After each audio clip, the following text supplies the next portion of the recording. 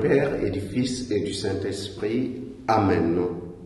De l'Évangile de Jésus-Christ selon saint Matthieu, au chapitre 18, au verset 21 à 35.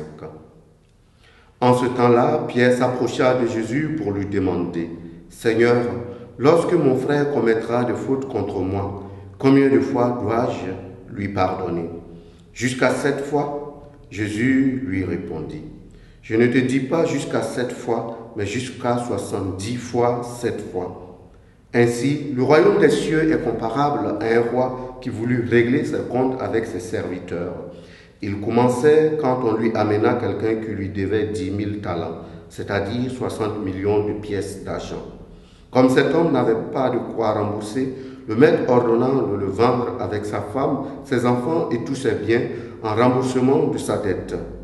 Alors, tombant à ses pieds, le serviteur demeurait prosterné et disait, « Prends patience envers moi, je te rembourserai tout. » Saisi de compassion, le maître de ce serviteur le laissa partir et lui remit sa dette.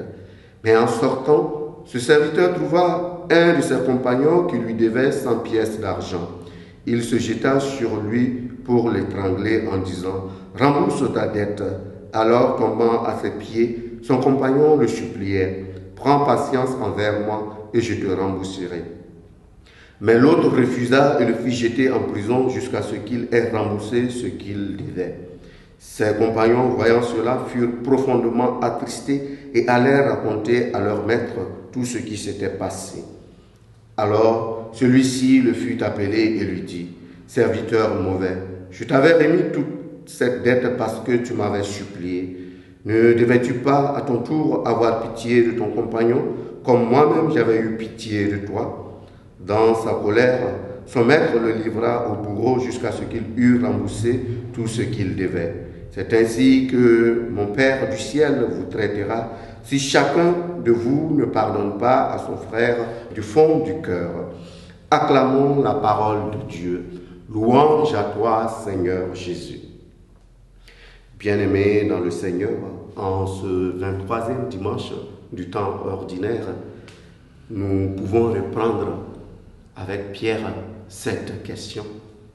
Combien de fois faut-il pardonner?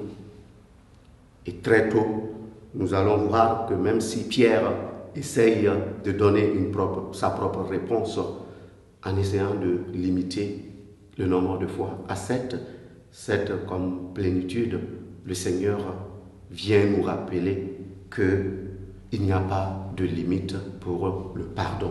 Il n'y a pas de limite pour le pardon. Pourquoi? Parce que le pardon se traduit, il se manifeste en nous comme un don de Dieu.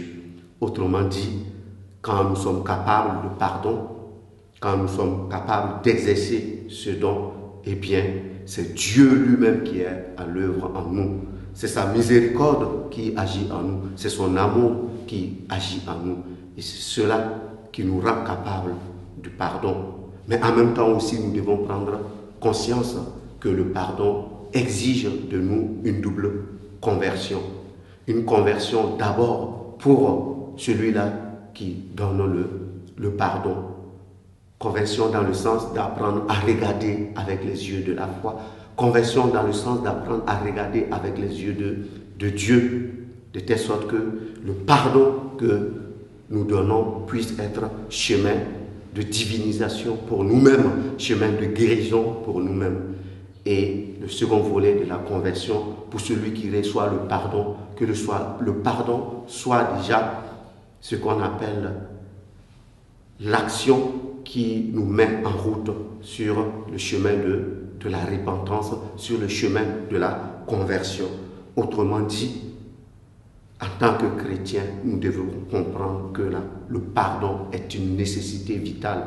Nécessité vitale, pourquoi? Parce qu'elle nous permet d'expérimenter l'amour de Dieu pour nous dans sa splendeur, dans son immensité qui nous révèle que nous avons toujours à apprendre à regarder Dieu avec le regard de la foi, regarder l'autre avec le regard de la foi.